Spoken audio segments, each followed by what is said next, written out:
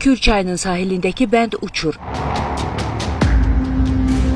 İmişli rayonunun Əli Yetməzli kənd sakinləri qeyd edirlər ki, son günlər bəndin uçma prosesi daha da sürətlənib. Xüsusilə çayın bol sululuq dövründə həyətyanı sahələrə yığılan qurun sularının çaya doğru geri çəkilməsi bu prosesi daha da sürətləndirib. Burada su filtrasiya verir, keçir o yüzden. Burada uçur buradan. O su zina suyu, o qurun suları o yüzden çəkilen kimi bu yenə də uçur, başlayır buradan uçur. Bax, orada uçur, burada uçur. Görürsünüz, özünüz göz qabağındadır. Burada hazır texnika işləyir, indi bəndin burada güngülləşdirmə işini görürlər ki, uçmasın. Bu da bir nəticə verməyəcək, sonunda verməyəcək, bir nəticə olmayacaq bu.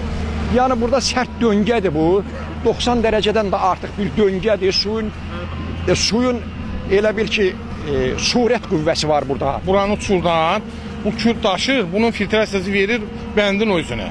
Bu kür düşəndə aşağı, həmən sular qayıdır, bu qaya məcbur uçmalıdır.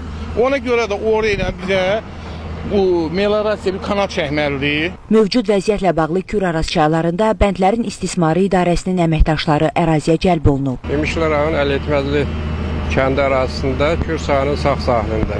İkinci xətt bənddə sürüşmə var, sürüşmə olub.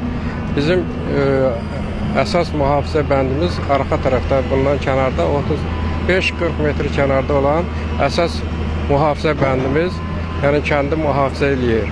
Bu bizim balansımızda olmayan mühafizə bəndidir. Buna baxmayaraq qabaylazı tədbirlər görülür, əlavə tədbirlər kimi. Qaya kəsmə işləri aparılır, sürüşən yerlər bərpa olunacaq. İdarədən o da bildirilib ki, belə vəziyyət hələ ki təhlükəli deyil. Elməddin İsmailov, Aytən Fehruz, Xəzər xəbər.